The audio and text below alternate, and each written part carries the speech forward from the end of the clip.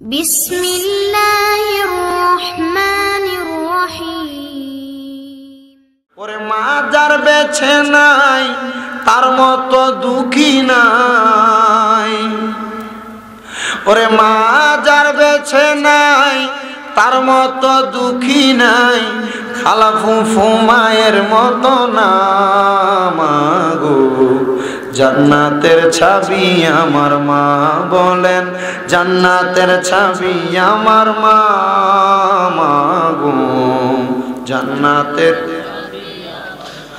বলেন, জান্নাতের ছাবি আমার মা মাগো, জান্নাতের। ওরে ছেলে যদি যায় বিদেশে কামাইয়ের লাগিয়া, মায়ের বুকটা ফাটে বাইরে কষ্টে যায় ছিড়িয়া। বাবার বুকটা ফাটে বাইরে কষ্টে যায় ছিড়িয়া।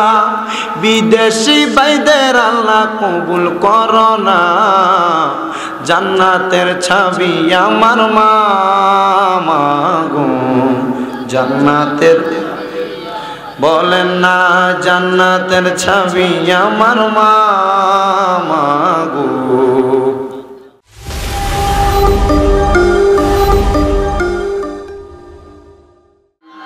কারা কারা রাজি আছি দুই হাত সোজা করে আমার আল্লাহরে দেখায়া দেন। আল্লাহ কবুল করেন, জোরে বলেন আমিন। একটা বার জোরে বলেন না আল্লাহু আকবার। এবার জবান খুলে বলেন ইয়া রাসূলুল্লাহ, উচ্চ কণ্ঠে বলেন ইয়া ওলি আল্লাহ। হে আমার বাগাউড়া এলাকার ভাই বাবারা, বন্ধুরা গো, আল্লাহর জন্য যারা যারা জীবনটাকে কোরবান করবেন আর বিলীন করে দিতে চান, আসেন না আমরা সবাই ওই আল্লাহ পাক রব্বুল আলামিনের কোরআনের তেলাওয়াত করি আর পড়ি আউযু বিল্লাহি মিনাশ আরো মোহাব্বতে জবান খুলে উচ্চ কণ্ঠে জোরে জোরে পড়ি বিসমিল্লাহির রহমানির রহিম। ওয়াল্লাযীনা ইউযুনাল মুমিনিনা ওয়াল মুমিনাতি বিগাইরি মাকতাসাবু ফাকাদ ইহতামালু বুহতানা ওয়া ইসমান মুবিনা।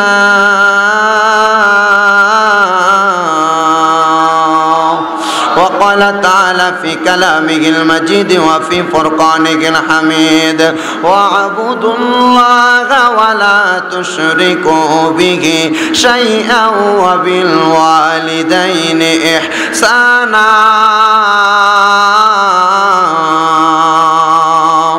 وقال في حديث الشريف عن عبد الله بن عمرو رضي الله تعالى عنه قال قال رسول الله صلى الله عليه وسلم رضا الرب في رضا الوالدين سخط الرب في سخط الوالدين أو كما قال عليه الصلاة والسلام. وقال في حديث الشريف عن أسماء بنت يزيد أنها سمعت رسول الله صلى الله عليه وسلم يقول ألا أنبئكم بخياركم قالوا بلى يا رسول الله قال خياركم الذين إذا رأوا ذكر الله عز وجل رواه ابن ماجه كما قال عليه الصلاة والسلام. وقال في حديث الشريف عن أبي هريرة رضي الله تعالى عنه قال قال رسول الله صلى الله عليه وسلم كل أمتي يدخلون الجنة إلا من أبى قيل من أبى قال من أطاني دخل الجنة ومن عصاني فقد أبى. وقال في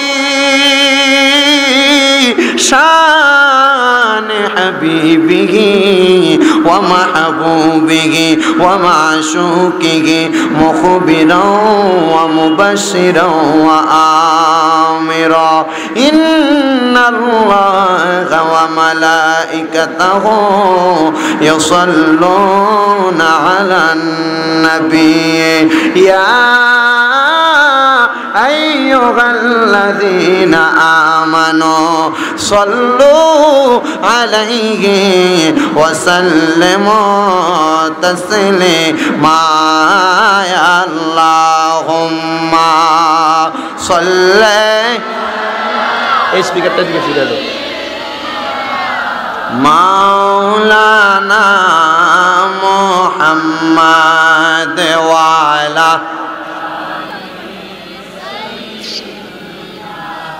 মা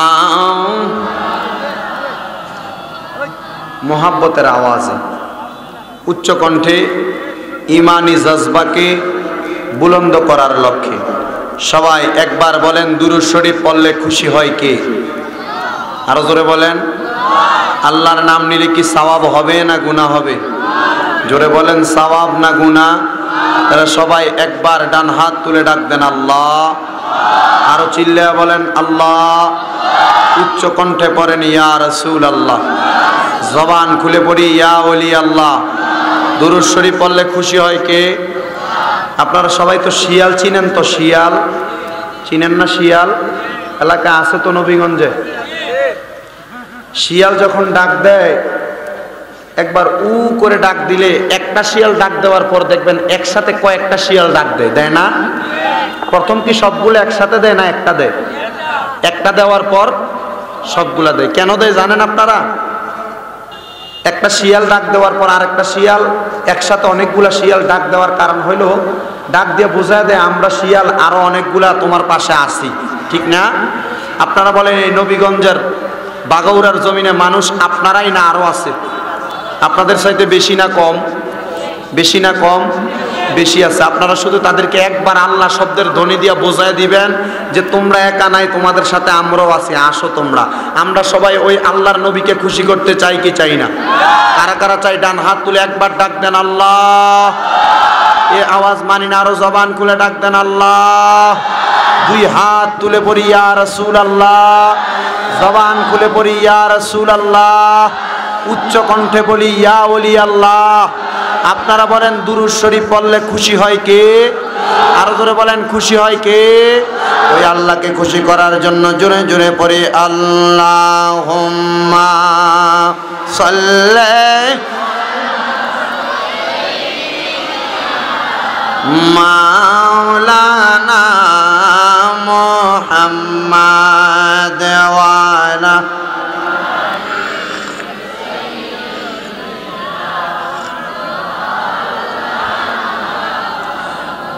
নবী গো আপনার ভালোবাসায় জীবনের গুনাহ ঝরে যায়।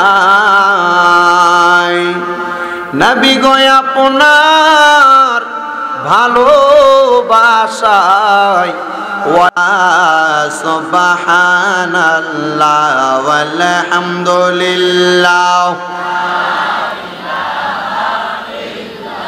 লা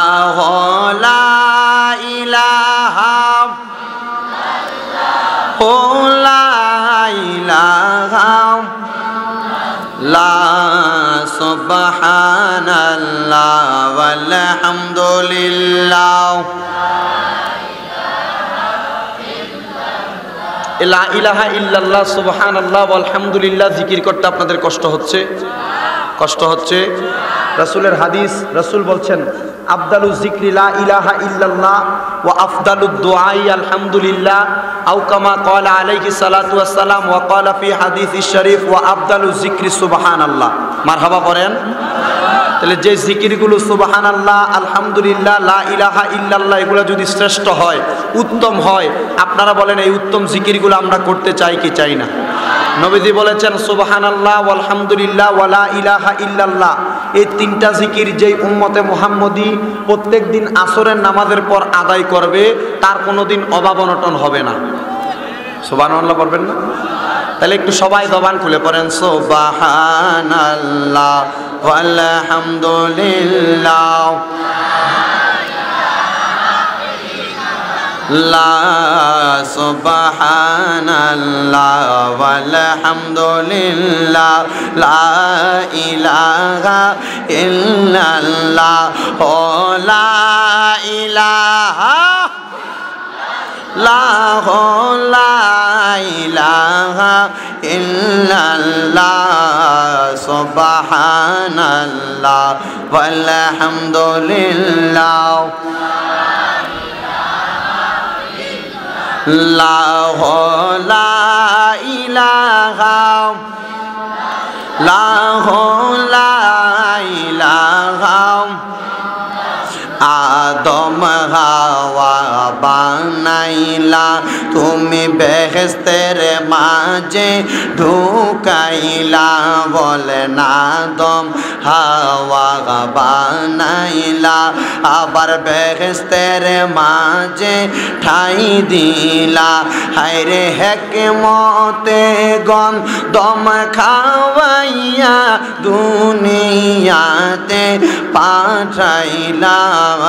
সুবহানাল্লাহ ওয়ালহামদুলিল্লাহ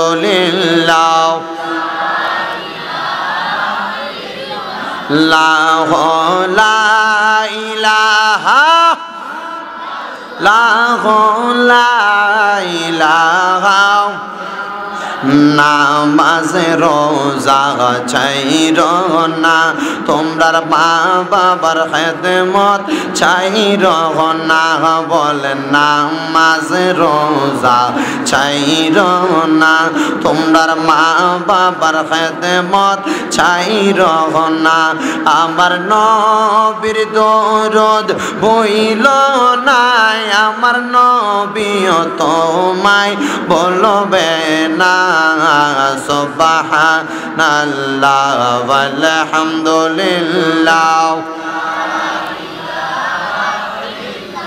লা ইলাহা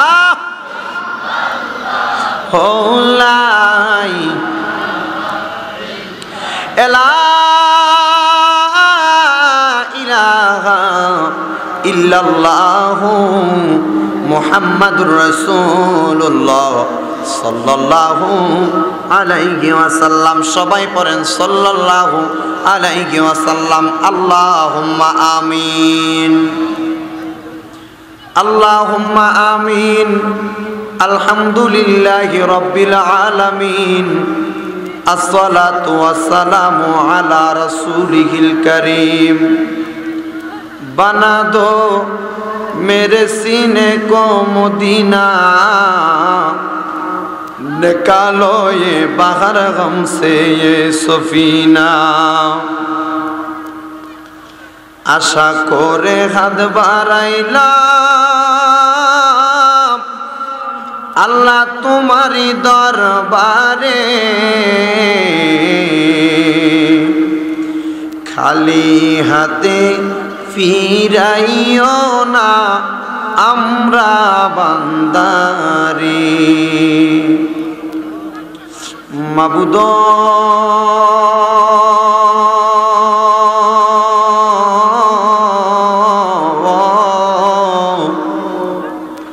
মাবুদ আপনি কি আসমানে না জমিনের আল্লাহ, না পাহাড়ে না দুনিয়ায় রে আল্লাহ। এ গত জীবনে আপনি আল্লাহর কত তালাশ করলাম, সন্ধান পাইলাম না। আল্লাহ বহু সন্ধানের পরে এই হবিগঞ্জ জেলার অন্তর্গত নবীগঞ্জ থানাধীন বাগাউড়া ছোটদের উদ্যোগে গ্রামবাসীর মুর্দে গানের ইসালে সওয়াব উপলক্ষে এই বাগাউড়া উচ্চ বিদ্যালয় মাঠ সংলগ্ন ময়দানে আজকে চতুর্থতম ইসলামী সুন্নি মুখা সম্মেলন সাজায়া এই এলাকার আমার কতগুলা দাড়ি পাকা মুরব্বী বাবাদেরকে নিয়া, যুবক নওজোয়ান ভাইদেরকে নিয়া আপনি আল্লাহর শাহিন শাহী পাক দরবারে দুইখানা হাত বাড়াইয়া দিলাম। আল্লাহ, যার হাত তোমার কাছে মায়া লাগে, পছন্দ হয়, ওই হাতের ওসিলায় আমরার জীবনের গুনাহ তুমি আল্লাহ মাফ কইরা দাও। তুমি যদি মাফ না করো বান্দারে আল্লাহ, তুমি যদি মাফ না করো বান্দারে, বলো তোমার বান্দা যাবে কার কাছে আদর করিয়া মানুষ আল্লাহ বানাইয়া কেমনে দিবা জাহান্নামে ফালাইয়া তুমি তো অন্তর জামিরে আল্লাহ আমরা হইলাম ফানা আমরা সুখে কিনা দুঃখে ডাকি গো আল্লাহ তুমি যাই না কি জানো না রে আল্লাহ করো আল্লাহ জাগালো তোমার মনে কিরে আমার এই বাগাউড়া এলাকার মা বোনেরা গো কিরে মা মাইকের আওয়াজ তোমাদের কানে যায়নি গো মা মুনাজাত হইতেছে গো মা আমিও তো গুনাহগার কারি শামীম হোসেন রেজার সঙ্গে মহান আল্লাহর দরবারে গুনাহগার কাঙ্গালের বেশে দুইখানা হাত বাড়াইয়া দেও গো মা আমাদের বিশ্বাস আছে গো মা আমার আল্লাহ এক টাকা তো খালি ফিরাইয়া দিবে না এরে আমার এই এলাকার ভাই বাবারায় কিরে ভাই মুনাজাত হইতেছে রে ভাই আমরার সঙ্গে মহান আল্লাহর দরবারে দুইখানা হাত বাড়াইয়া দাও আমাদের বিশ্বাস আছে রে আমার আল্লাহ এক টাকা তো খালি ফিরাইয়া বাড়িতে দিবে না মারা গো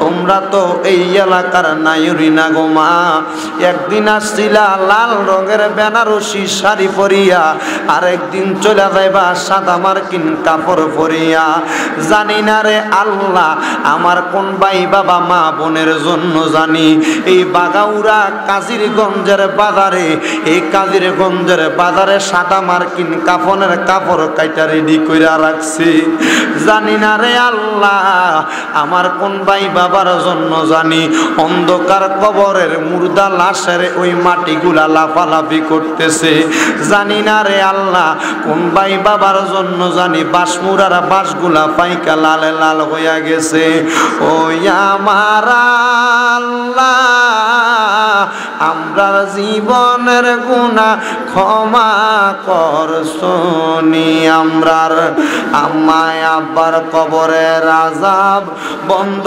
হইছে নি আমরা রে তুমি ক্ষমা করছনি আল্লাহ আজকের মুনাজাতে কত সন্তানেরা হাত বাড়াইয়া দিতে গো যেই সন্তানদের জগতের মধ্যে বাবা নাই যে বাবা রিক্সা চালাইয়া মাটি কাটিয়া মাথার গাম পায়ে ফালাইয়া পরের বাড়িতে বদলার কাজ কইরা সন্তানদেরকে মানুষের মতো মানুষ করার জন্য আব্বা এত কষ্ট কইরা আজকে অন্ধকার কবরে ঘুমাইয়া গেছে আল্লাহ এমন আব্বার কবরে আপনি আর আযাব দিয়েন না মাবুদ রে এমন সন্তান হাত বাড়াইছে যাদের মা নাই হায় রে মা যে মারে মা কয়া ডাক দিলে কলিজার আগুন ঠান্ডা এটা আল্লাহ রসুলের এশকের আগুনের একটা মায়ার তাপ আছে না নবীর প্রেমের একটা জোয়ার আছে না ইকুড একটু কমবে ওই জোয়ারের কারণেই কিন্তু আজকে আপনারা সবাই হাত তুলছেন কারণ একজন আশেক বলতেছেন ও নবীর প্রেমিকেরা দিশাহারা মরণের ভয় করে না নবীর প্রেম তো মরে না ঠিক কিনা বলেন নবীর প্রেমিক কোনদিন মারা যায় আল্লাহর কোরআন আয়াত আল্লাহ বলেন ওয়ালা তাকুলু লিমান ইয়াকুতালু ফি সাবিলিল্লাহি আমওয়াতুম বাল আহইয়াউ ওয়ালাকিন লা তাশউরুন জোরে বলেন সুবহানাল্লাহ তাহলে আপনারা সবাই কি খুশি না বেজার সবাই খুশি? এই এখানে যারা আছো হয় বসো নচেত প্যান্ডেলের বাহিরে। যদি খুশি হয়ে থাকেন আরেকবার আমি চাই কারা কারা খুশি একটু দুই হাত তুলে দেখান। এবার একটা তাকবীর হবে, জোরে তাকবীর দেন তো। কে দিবেন একটা জোরে তাকবীর?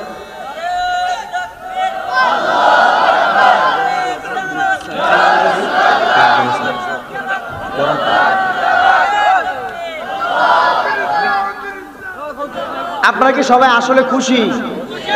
আসলে সবাই খুশি? আপনারা যদি খুশি হন, খুশির আওয়াজ তো এটা হবে না। দাঁড়ান বাবা, একটু দাঁড়ান, আপনারা একটু।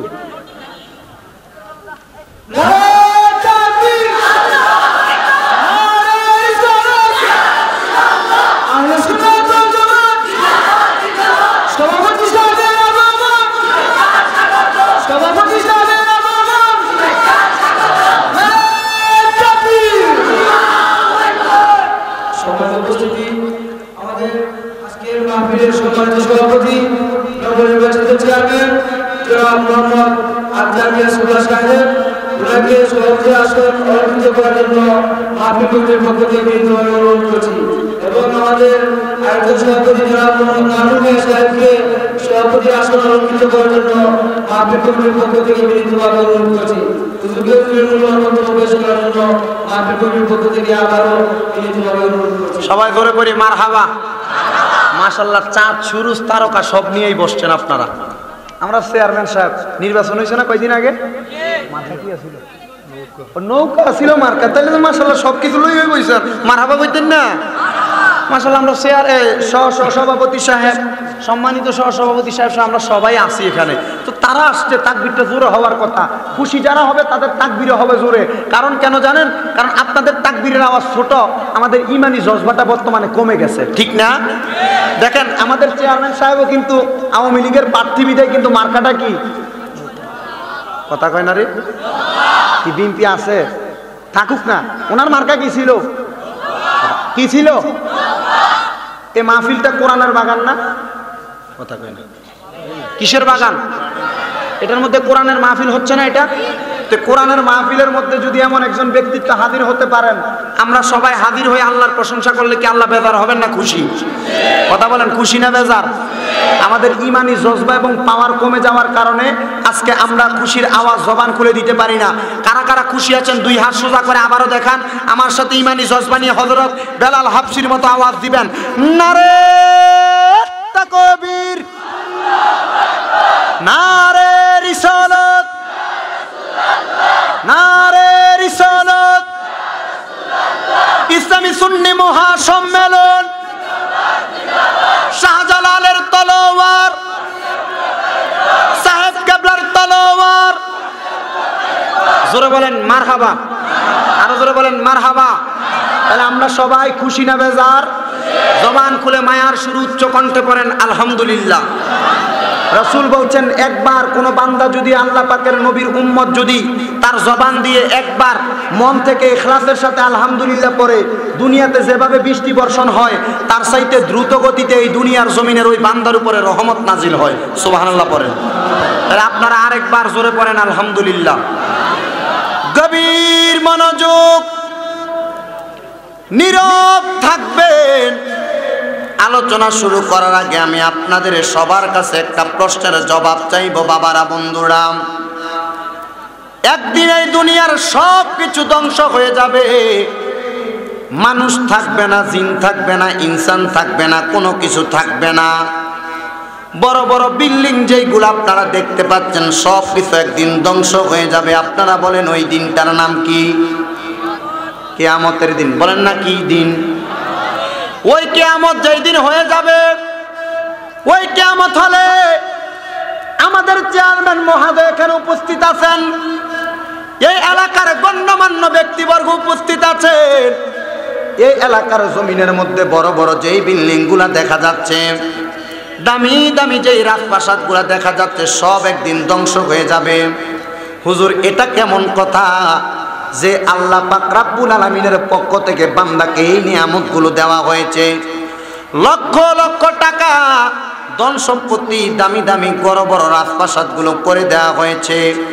এগুলা যদি সব ধ্বংস হয়ে যায় তাহলে আমরা সবাই এই দুনিয়াতে বেঁচে থেকে আমাদের লাভটা কি হবে? হ্যাঁ রে মুসলমান, শুধু দামি দামি বিল্ডিং গুলো ধ্বংস হবে না। আমরা জানি দুনিয়ার জমিনে দুনিয়াটাকে রক্ষা করার জন্য আল্লাহ পাক রব্বুল আলামিন বিভিন্ন জায়গায় বড় বড় পাহাড়কে আমাদের জন্য খুঁটি বানিয়ে দিয়েছেন। জোরে বলেন না বাবা, ঠিক কিনা? ভূমিকম্প থেকে রক্ষা করার জন্য আমার আল্লাহ পাক রব্বুল আলামিন বড় বড় সমুদ্রের সমতল ভূমি আমাদেরকে দান করেছেন। কিন্তু না না না, এই পাহাড়গুলো একদিন এই দুনিয়াটাকে কিয়ামত থেকে রক্ষা করতে পারবে না। হুজুর কেন গো, কেন পাহাড়গুলো দুনিয়াটাকে কিয়ামত থেকে রক্ষা করতে পারবে না? আমার আল্লাহ পাক রব্বুল আলামিন কোরআন শরীফের সূরা আর রহমানের 26 এবং 27 নম্বর আয়াতের মধ্যে আল্লাহ বলতেছেন, কুল্লু মান আলাইহা ফানি ওয়া ইয়াবকা ওয়াজহু রাব্বিকা যুল জালালি ওয়াল ইকরাম।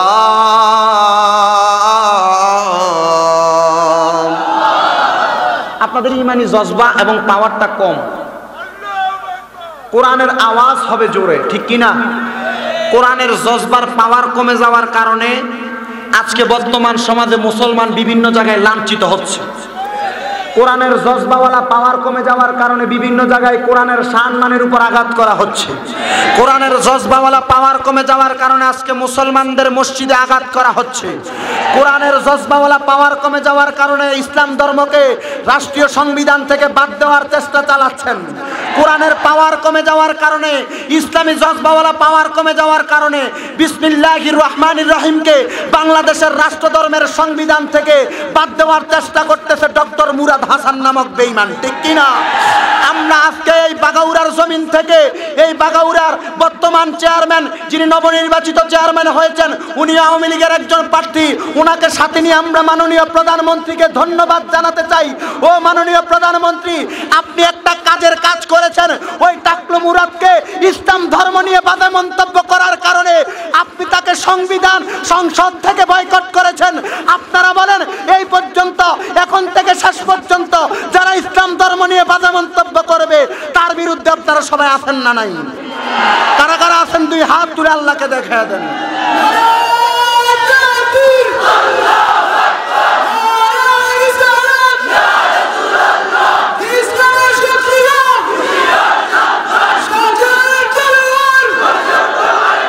শোনেন শোনেন, তাকবীর দেওয়ার সময় নষ্ট করে লাভ নাই। একটা কথা মনে রাখবেন, মুসলমান যারা বেঁচে আছি, বিএনপি বুঝি না, আওয়ামী লীগ বুঝি না, জাতীয় পার্টি বুঝি না, পার্টি যার যার, ইসলাম ধর্ম সবার কথা বলেন, ঠিক কিনা বলেন? কারণ যে যেই ফাটি করুক না কেন আমাদের কোনো অসুবিধা নাই। তবে আল্লাহ পাক রব্বুল আলামিনের এই কোরআনকে নিয়ে যারা কথা বলবে, আল্লাহ পাকের কোরআনের আইনের বিরুদ্ধে যারা কথা বলবে, জুতা দিয়ে পিঠে দাঁত ফালিয়ে দেওয়া হবে। কথা বলেন, ঠিক কিনা বলেন? আমরা খবর পাইলাম ধর্মীয় মুসলমানরা ওই টাকলু মুরাদকে কানাডায় ঢুকতে দেয় নাই। আরে কানাডা কেন? এই কোরআনের বিরুদ্ধে যারা কথা বলবে, কোরআনের আইনের বিরুদ্ধে যারা কথা বলবে, তাদেরকে শুধু কানাডা নয়, এই বাংলাদেশ নয়, তাদেরকে এই দেশ ছাড়া করার জন্য মুসলমান প্রস্তুত। কথা বলেন, ঠিক কিনা বলেন? আমরা ওই আল্লাহ পাকের কোরআনের আইনের পক্ষে আসি না নাই? তাহলে কোরআনের আইনের পক্ষে কথা বললে আল্লাহু আকবারের আওয়াজকে আসতে হবে না জোরে হবে? আরো জোরে বলেন, আসতে না জোরে? গভীর মনোযোগ। আল্লাহ পাক রব্বুল আলামিন কোরআনুল কারীমে বলেছেন, কুল্লু মান আলাইহা ফান। তোমরা তোমাদের চক্ষু দ্বারা যা অবলোকন করতেছো সব একদিন ধ্বংস হবে। রাসূল বলছেন, যেই দিন ধ্বংস হবে ওই দিনের নাম হচ্ছে কিয়ামত। কি? জোরে বলেন, কি? গভীর মনোযোগ। আল্লাহর হাবিবকে সাহাবায়ে কেরাম প্রশ্ন করলেন, ইয়া রাসূলুল্লাহ, ইয়া হাবিবাল্লাহ, নবী গো, আপনার কাছে আমরা সবাই জানতে চাই, আমার আল্লাহ যদি সকল কিছু একদিন ধ্বংস করে দেয়, আল্লাহ যদি পাহাড়গুলোকে নিশ্চিহ্ন করে দেয়, বড় বড় বিল্ডিং গুলাকে দুলার মতো আসমানের দিকে উড়ে নেয়, আসমানের তারকাগুলো যদি আমার আল্লাহ জমিনের দিকে ফেলে দেয়, মাটিগুলোকে যদি উর্বরের মতো আসমানের দিকে পাথরগুলার উড়াইয়া দেয়, যদি সকল কিছু আমার আল্লাহ একদিন ধ্বংসই করে দিবেন, তাইলে আমার আল্লাহ এই জগৎ সংসারটা কেন বানাইলেন আপনার কাছে আমরা জানতে চাই।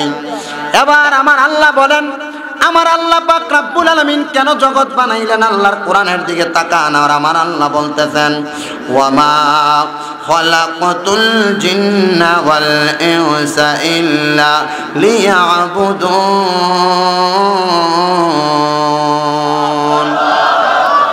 আল্লাহ বলেন আমি জিন জাতি এবং মানব জাতিকে বানাইলাম আমার ইবাদতের জন্য। মারহাবা বলেন না? আপনারা বলেন আমরা ইবাদত করি কার? আরো জোরে বলেন কার? আল্লাহর ইবাদত যারা করবে ওই ইবাদত করার কারণে আমার আল্লাহ পাক রব্বুল আলামিন তাদেরকে একটা ঠিকানা প্রদান করবেন।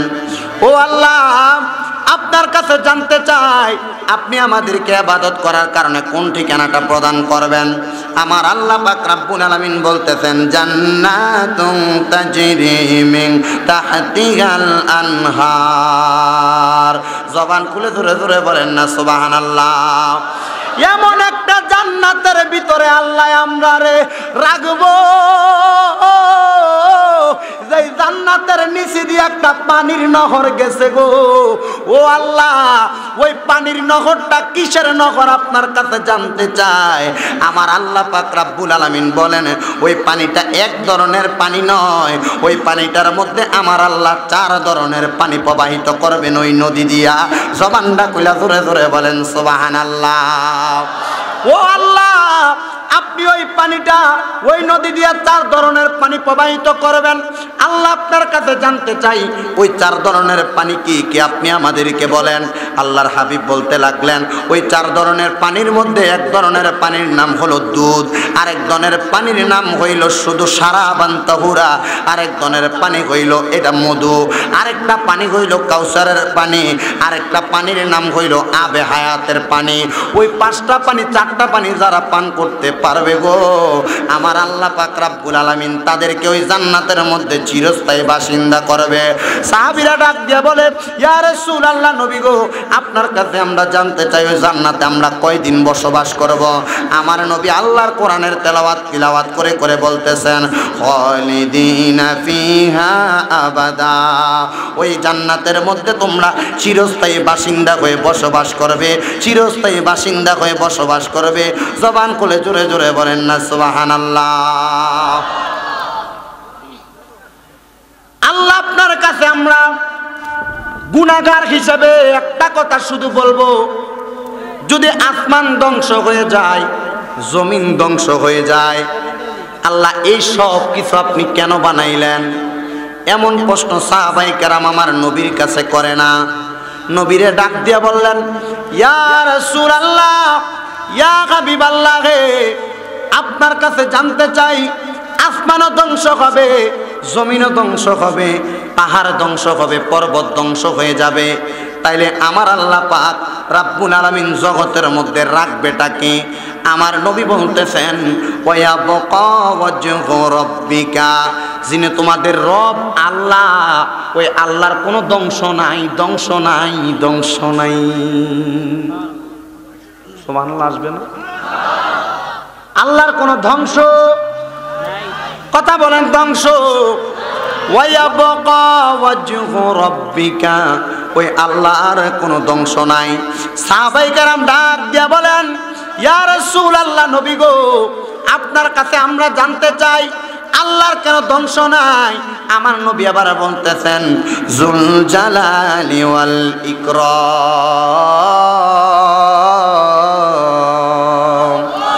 ওই আল্লাহর এই কারণে ধ্বংস নাই, যুল জালাল উনি অধিক সম্মানিত, ওয়াল ইকরাম উনি অধিক মর্যাদা সম্পন্ন, এই জন্য ওই আল্লাহর কোনো ধ্বংস নাই। আল্লাহ আপনার কাছে আমরা জানতে চাই যদি ওই আল্লাহর ধ্বংস না থাকে, কারা আছে?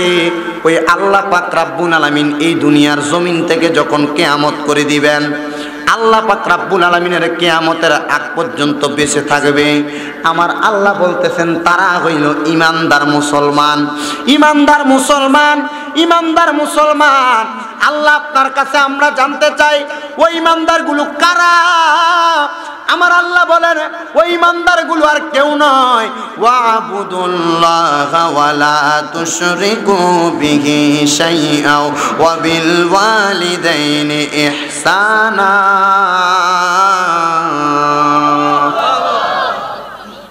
ওই ইমানদার হলো তিন ধরনের ইমানদার। কয় ধরনের? আপনার প্রশ্নের জবাব দেন, কয় ধরনের? ওই ইমানদার হইল তিন ধরনের। আল্লাহ তিন ধরনের ইমানদার কারা আপনার কাছে আমরা জানতে চাই। আল্লাহ সর্বপ্রথম বলেন ওয়াবুদুল্লাহ, যারা আল্লাহর ইবাদত করে তারা হইল ইমানদার। সুবহানাল্লাহ বলেন না। ওয়ালা তুশরিকু বিহি শাইআ, এবং যারা আল্লাহর সঙ্গে শিরিক করে না তারা হইল ইমানদার। আল্লাহ গো, আপনার কাছে আমরা জানতে চাই তিন নাম্বার ইমানদার কোনটা, আপনি আমাদেরকে বলে দেন।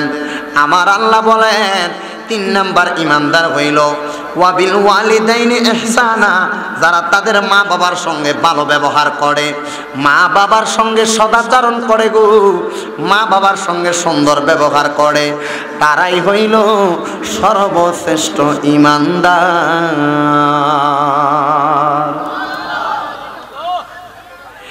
যারা আল্লাহর ইবাদত করে তারা ইমানদার, যারা আল্লাহর সঙ্গে শিরক করে না তারাও ইমানদার, যারা মা বাবার খেদমত করে সদাচরণ করে তারাও ইমানদার। আমি জানি আজকের এই মাহফিলে অনেক যুবক আছে, যেই যুবকদের মা নাই, যে যুবকদের বাবা নাই, এই মা বাবার কথাটা বললে যুবকদের মনটা খারাপ হয়ে যায়গা। এ বন্ধু, ও নবীর পাগলের দল, যেই ফুলাফান গুলা মারে হারাইছে, আজকে তোমরার মনটার ভিতরে বড় কষ্ট লাইগা রইছে। বলে হুজুর কেন? কেন জানেননি? কারণ আমরা যারা মা হারাইছি আমরা জানি মা কত আপন। আগে যখন আমার এই গালগুলা বায়া বায়া ঘাম পড়তো, আমার মা এসে আমার মুখটারে মুছা দিয়া দিত। আমার আব্বা বাসায় থাকা অবস্থায়, আব্বা যখন জীবিত ছিল, আব্বা জীবিত থাকা অবস্থায় আমি একদিনও কোনোদিন কাজকর্ম করা লাগছে না। এখন বন্ধে যাইয়া রোদের মধ্যে ফুরা ফুরা ক্ষেতের খামারের কাজগুলো আমি করি, আমার এখন কষ্টের কারণে হাতের মধ্যে ঠোসা ফুইটা গেছে। হুজুর, আমার আব্বা আম্মা যদি বেঁচে থাকতো আমার এত কষ্ট করতে দিত না। আজকে আমার মা বাবা গুনা কবরে। খোদার কসম রে, ও আমার যুবক ভাইয়েরা, ও আমার পর্দার আড়ালের মা বোনেরা, যারা যারা তোমরা তোমাদের মা বাবারে হারাইলা, তোমরা জানো তোমাদের মা বাবা কত আপন। এই জন্য একজন আশেক বলতেছেন, ওরে মা যার বেছে নাই তার মতো দুঃখী নাই, ওরে মা যার বেছে নাই তার মতো দুঃখী নাই, খালা ফুফু মায়ের মতো না মাগো। জান্নাতের ছাবি আমার মা, বলেন জান্নাতের ছাবি আমার মা মাগো। জান্নাতের বলেন জান্নাতের ছাবি আমার মা মাগো। জান্নাতের ওরে ছেলে যদি যায় বিদেশে কামাইয়ের লাগিয়া, মায়ের বুকটা ফাটে বাইরে কষ্টে যায় ছিড়িয়া, বাবার বুকটা ফাটে বাইরে কষ্টে যায় ছিড়িয়া। বিদেশি বাইদের আল্লাহ কবুল করো না, জান্নাতের ছাবি আমার মা মাগো।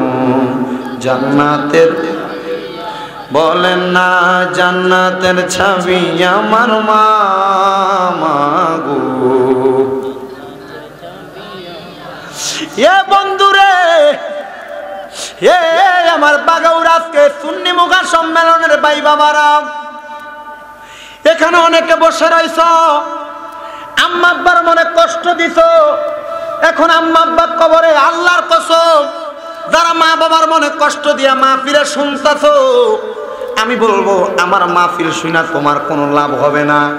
কারণ আমার নবী তিরমিজি শরীফ এবং মুসলিম শরীফের প্রথম খণ্ডের হাদিসের মধ্যে নবী আমার বলেন, আন আব্দুল্লাহ ইবনে আমর রাদিয়াল্লাহু তাআলা আনহু قال قال رسول الله صلى الله عليه وسلم رضا الرب في رضا الوالد سخط الرب في سخط الوالد মা বাবার সন্তুষ্টিতে আমার আল্লাহ সন্তুষ্ট হয়ে যায়, আর পিতামাতার সন্তুষ্টিতে আমার আল্লাহ সন্তুষ্টি হয়ে যায়, আর পিতামাতার অসন্তুষ্টিতে আমার আল্লাহ অসন্তুষ্ট হয়ে যায়। ও বন্ধু, আমি বলবো ও নবীর পাগলের দল, আপনারা একটু জবানটা খুলে আমার সাথে বলবেন, যদি দুনিয়ার জমিনের মধ্যে বৈশা আম্মা আব্বারে কষ্ট দিয়া যদি দুনিয়ার মধ্যে থাইকা, আপনারা জোরে বলেন বাবারা, এই দুনিয়ার জমিনের মধ্যে থাইকা আম্মা আব্বার মনে কষ্ট দিয়া যত নামাজ পড়ো, আম্মা আব্বার মনে কষ্ট দিয়া যত রোজা রাখো, আম্মা আব্বার মনে কষ্ট দিয়া যত যাকাত দাও, আম্মা আব্বার মনে কষ্ট দিয়া যত দান সৎকা করো, আপনারা বলেন মা বাবার মনটার মধ্যে কষ্ট দিলেন, মা বাবার মনটার মধ্যে কষ্ট দিলেন, আবার মক্কা মদিনা যায় হজও করলেন, এমন হজ করে কোনো লাভ হইব নি রে বাবারা? আরো জবান কইলা কন্যা লাভ হইব নি রে বাবারা? না না না, মা বাবার মনে কষ্ট দিয়া হজ করলে, মক্কা মদিনা গেলে, ওই মক্কা মদিনা যাইলে কোনো লাভ হইতো না। বলে কেন কেন কেন? কারণ মক্কা মদিনা তোমার ঘরের ভিতরে পইরা রইছে, তোমার আব্বাটা তোমার মক্কার সমান, আম্মাটা তোমার মদিনার সমান। আম্মা আব্বারে কষ্ট দিয়া মক্কা মদিনা যাইবা, কোন কাবা শরীফের মধ্যে গিলাফে দইরা তুমি আল্লাহর কাছে ক্ষমা প্রার্থনা করবা, কোন হাজরে আসওয়াদের মধ্যে চুমা দিবি রে, ওই হাজরে আসওয়াদের মধ্যে আম্মা আব্বার মনে কষ্ট দিয়া তুই যদি তোর গুনাহ মাফ করাইতে চাস, হাজরে আসওয়াদের গুনাহগুলো তোর কাঁধের ভিতরে আসবো। আমি জানতে চাই রে যুবক, ও আমার বাগাউড়ার বাবারা, আম্মা আব্বার ভালোবাসা সবার অন্তরের মধ্যে রাখার দরকার আছে না নাই? এ বন্ধু, এমন একজন আল্লাহ পাকের বন্ধু ছিলেন, যেই বন্ধুর নাম হযরত আবু আব্দুল্লাহ জাল্লা রাহমাতুল্লাহ আলাইহি, জিনার বাড়ি ছিল ইরাকের জমিনে। আবু আব্দুল্লাহ জাল্লা রাহমাতুল্লাহ আলাইহি এর বয়স যখন 8 থেকে 9 বছর হয়েছে, আবু আব্দুল্লাহ আর মার কাছে যে ডাক দিয়া কয়, আম্মা গো, আমি তো আপনার সন্তান, আপনি কি কথাটা মানেননি? আম্মা কই, ফুত তুই আমার ফুত, আমি কেন মানতাম না, এটা তো অবশ্যই আমি মানি। আব্বারে ডাক দিছে, ও আব্বা আমার লগে আসেন। আব্বাটারে হাতটার ভিতরে দইরা আব্বাটারে আম্মার সামনে নিয়ে বসাইছে, আব্বাও সামনে আম্মাও সামনে বইসা রইছে। ডাক দিয়া বলে, আব্বা ও আম্মা আপনি বলেন না আমি কার সন্তান? দুইজন ডাক দিয়া কই, তুমি বাবা আমাদের সন্তান। হযরতে আবু আব্দুল্লাহ জাল্লা রাহমাতুল্লাহ আলাইহি ডাক দিয়া বলে, আব্বা আপনি যে আমারে আপনার সন্তান বলতাছেন গো, আম্মা আপনি যে আমারে আপনার সন্তান বলতাছেন, আমি জানতে চাই যখন আমারে কবরে শোয়া দিব, আমার কবরে 3টা প্রশ্নের জবাব দিব। মা বাবার চাইতে কেউ আপন না, সন্তানের চাইতে, সন্তানের কাছে মা বাবার চাইতে কেউ আপন না, আবার মা বাবার কাছে সন্তানের চাইতে আর কেউ আপন না। আব্বা ও মা, আপনার কাছে জানতে চাই, বলেন আমার কবরে যে 3টা প্রশ্ন করব, ওই 3টা প্রশ্নের জবাব কি আপনি আব্বার আপনি আম্মা আমারে দিবেননি? আব্বা আম্মা কয়, না না দিতাম না। কই কবরের প্রশ্নগুলা সহজটা হইব কেমনে? কয় আল্লাহ যদি দয়া করে, আল্লাহ যদি তোরে দোয়া না করে, তোর কবরের 3টা প্রশ্নের জবাব সহজ হবে না। আল্লাহ যদি তোরা রহম না করে, ওই কবরের 3টা প্রশ্নের জবাব আমার আল্লাহ পাক যদি সহজ না করে, ওই কবরের জবাবগুলো তোর দেওয়া কঠিন হয়ে দাঁড়াইব। আমি জানতে চাই মা, তাইলে কেন আপনারা আমি আবু আব্দুল্লাহরে আপনার কাছে রাইখা দিছেন? মা গো, ও মা আপনি বলেন না, আমি সন্তান আবু আব্দুল্লাহরে আপনি আল্লাহর দরবারে অর্পণ করে দেন, মারহাবা কইতেন না? মা কই, ফুত আল্লাহর দরবারে তোরে দান করে দেওয়ার জন্য আমার বলতাছস? আব্বা কই, ফুত তোরে ছাড়া আমি থাকতাম পারতাম না। ছেলে ডাক দিয়া কই, আব্বা আপনি মনে করেন এখান থেকে আমি যাওয়ার পর আপনি ইন্তেকাল করলেন, মইরা গেলেন অন্ধকার কবরে, আমি ফুতরে ছাইরা থাকবেন কেমনে? আব্বা কয়, আমার এমন একটা ফেসে আমার ফুট ফালাইছে, এটার কোনো জবাব নাই। মারে ডাক দিয়া কয়, মা আপনি আমার সারা থাকতেন পারবেননি? বলে, বাবা আমি তোরে সারা দুনিয়াতে থাকতাম পারতাম না, কিন্তু যদি মহিরা যাই অন্ধকার কবরে যাওয়ার পর আমি তো একা একা পড়ে থাকা লাগবে। আমার আপন বলতে ঈমান আর আমল সাদা মার্কিন কাপড়গুলা হবে। এ বাবা কেন আমার তে আটকাইলি? ছেলে কয় মা কবরে যদি আমার ছাড়া আপনি থাকতেন পারেন, হাসরে যদি আপনি আমার ছাড়া থাকতেন পারেন মা, তাইলে দুনিয়াতে কেন আমার ছাড়া আপনি থাকতে পারবেন না? মা গো মা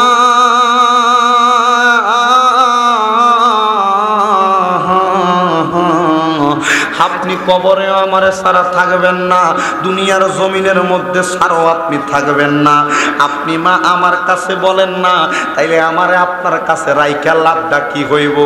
এ যুবক রে দেখছনি ফুতে কয় মা আমারে কার রাস্তায় দান করেন? আল্লাহর রাস্তায় দান কইরা দেন। বলতে ঠিক আছে যা, তোরা আল্লাহর রাস্তায় দান কইরা দিলাম।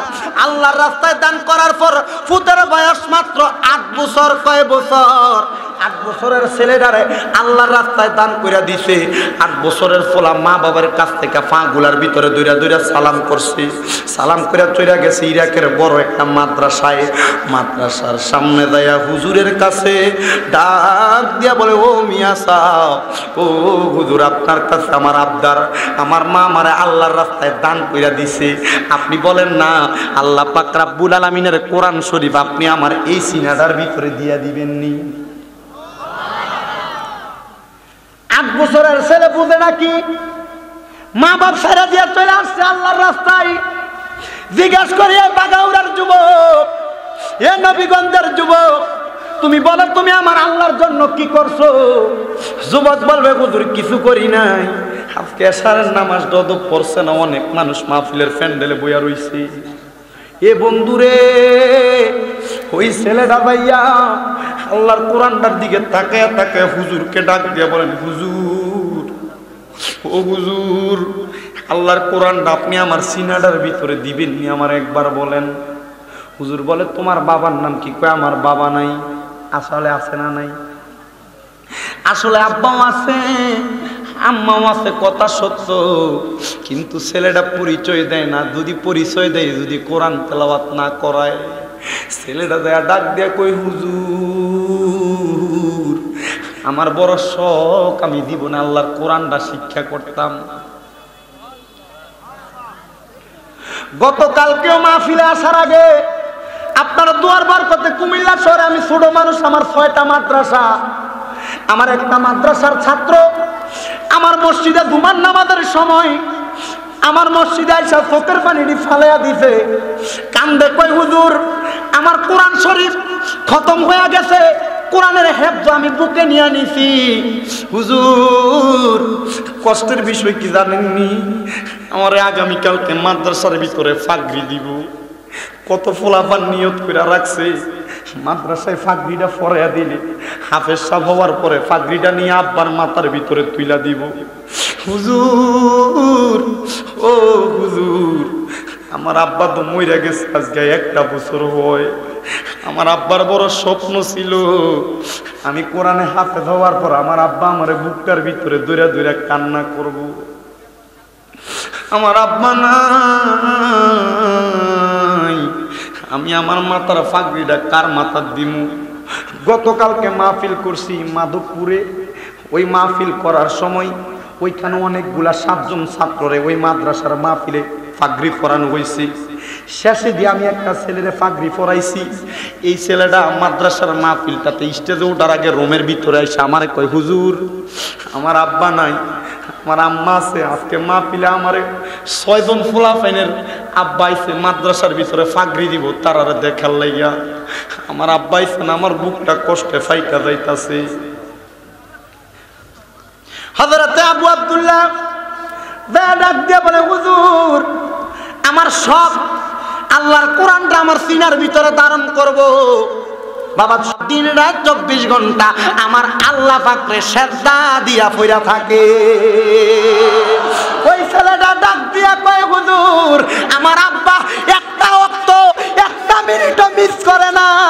আমার আব্বা শুধু আমার আল্লাহর সেজদায় যায় বলে, সুবহান রাব্বিয়াল আলা, সুবহান রাব্বিয়াল আলা, সুবহান রাব্বিয়াল আলা। এই এই জন্য আমার আব্বার কোনো কামাই নাই। কয় তোমার আব্বা খায় কি, তোমার আব্বা পরে কি? কয় হুজুর আমার যখন 7 বছর বয়স হইতে আব্বারে জিগাইছি, আব্বা আপনি কোনো কাজকর্ম করেন না, খাবার আনলেন কই থেকে? আমার আব্বা কইছে আমি গভীর রাতে তাহাজ্জুদের নামাজ পড়ি, নামাজ পড়ে সালামটা ফিরে দেখি আমার বাম পাশ দিয়া আল্লাহর কুদরতি খানা হাজির হইয়া যায়। কিসের খানা? কুদরতি খানা। খাইতে চাই আমরা? তাহলে ওয়া মিনাল লাইলি ফাতাহাজ্জাদ বিহি নাফিলাতান লাকা আসা আইয়াবআসাকা রাব্বুকা মাকামাম মাহমুদা। তাহাজ্জুদের নামাজ পড়তে হবে, পড়লে মাকামে মাহমুদ প্রশংসার জায়গা পাবেন। কিসের নামাজ? অনেক যুবক বিদেশ যাইতে পারে না, অনেক ছেলেমেয়েরা পড়ালেখায় উন্নতি করতে পারতেছে না, অনেক পরিবারে অশান্তি, অনেক ছেলেরা বিদেশ গেছে শান্তিতে নাই। সব সমাধান হয়ে যাবে। 3 মাস সময় দিলাম। কয় মাস? ফজরের নামাজের আগে উঠবেন, ওযু বানাইবেন, 12 রাকাত তাহাজ্জুদ নামাজ পড়বেন। কয় রাকাত?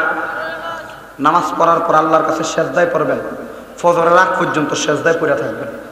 যতক্ষণ চোখের পানি না বাড়িব ততক্ষণ পর্যন্ত সেজদা থেকে মাথা তুলবেন না। আল্লাহর কসম, আল্লাহর কসম, আল্লাহর কসম, যদি আপনার ইখলাসের সাথে ওই তাহাজ্জুদের নামাজ 3 মাস পড়েন, মনের যত কষ্ট, মনের যত আশা একজন পূরণ করতে পারে। ডান হাত তুলে বলেন তিনি কে? জোরে বলেন কে? ও আজকে সারা রাত্র লাগবো না, সামান্য পরিমাণ অ্যান্টিবায়োটিকের মতো হইলেই চলবে। চলবে না?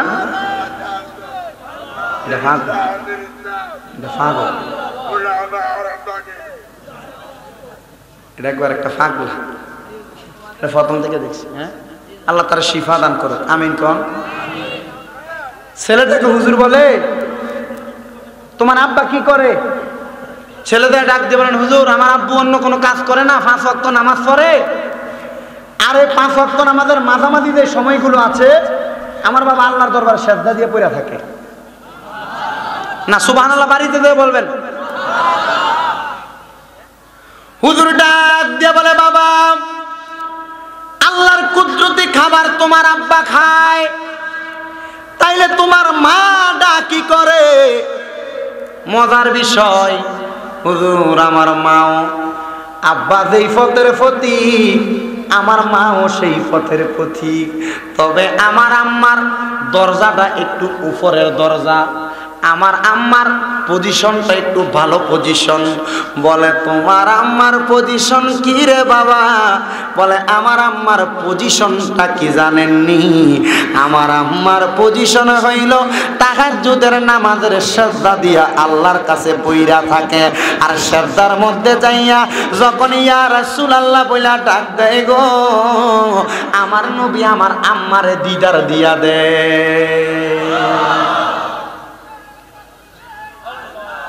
সবাই ধরে বলেন না মারহাবা। নবীর দিদার যদি দিয়া দেয় রে, ওই মহিলাটা কি সাধারণ না অসাধারণ? আরো ধরে বলেন সাধারণ না অসাধারণ? ছেলেটা ডাক দিয়া বলে এ হুজুর আমি আমার আম্মার কাছে যাইতে চাই। বলে তুমি যদি তোমার আম্মার কাছে যাইতে চাও চলো চলো তুমি তোমার মায়ের কাছে চলো।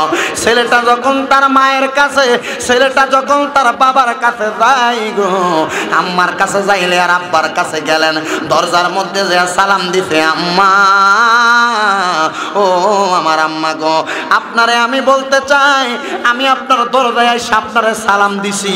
ও মা আপনি আপনার দরজাটা তাড়াতাড়ি আপনি খুইলা ফেলেন। মারহাবাটা কি জোরে বলবেন না?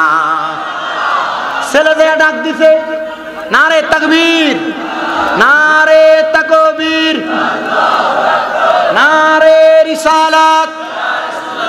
হযরত মাওলানা হাফেজ গোলাম জিলানী আন-নুমানী হুজুরের আগমন, হযরত মাওলানা হাফেজ গোলাম জিলানী আন-নুমানী সাহেবের আগমন। এই মাহফিলের পক্ষ থেকে, এই মাহফিলের পক্ষ থেকে আমরা দেখতে পাচ্ছি আজকের মাহফিলের যিনি সম্মানিত বিশেষ অতিথি হযরত মাওলানা হাফেজ গোলাম জিলানী আন-নুমানী হুজুর এসে উপস্থিত হয়েছেন। হুজুর ওনার মূল্যবান আলোচনাগুলো পেশ করবেন। আপনারা সবাই শুনতে চান তো ইনশাআল্লাহ? আমি ইনশাআল্লাহ আবার আপনাদের এদিকে আসলে আলোচনা শ্রবণ করানোর চেষ্টা করব। তবে আমাকে মাহফিল কমিটির পক্ষ থেকে নিষেধ করা হয়েছে, তবু যে দুইটা প্রশ্ন দিয়েছেন এগুলোর উত্তর আমি দিচ্ছি। একটু দুইটা প্রশ্নের উত্তর আমি দিচ্ছি। একটা হচ্ছে, হুজুর সুদখোরকে দিয়ে ইসলামিক প্রতিষ্ঠান চালানো যাবে কিনা। 2 নাম্বার প্রশ্ন, হুজুর আরেকটা প্রশ্ন কইরে বাবা ফিরে গেছে, মসজিদের ইমাম সাহেব সিগারেট খাইতে পারবে কিনা। নাউজুবিল্লাহ কইতেন না? আর হুজুরে কন্যা নাউজুবিল্লাহ। সুন্দর প্রশ্ন। প্রশ্নগুলো এত কঠিন না, খুব সহজ। আল্লাহর হাবিবের একটা হাদিস, তিরমিজি শরীফ, মুসলিম শরীফের 2য় খণ্ডতে হাদিস বর্ণনা।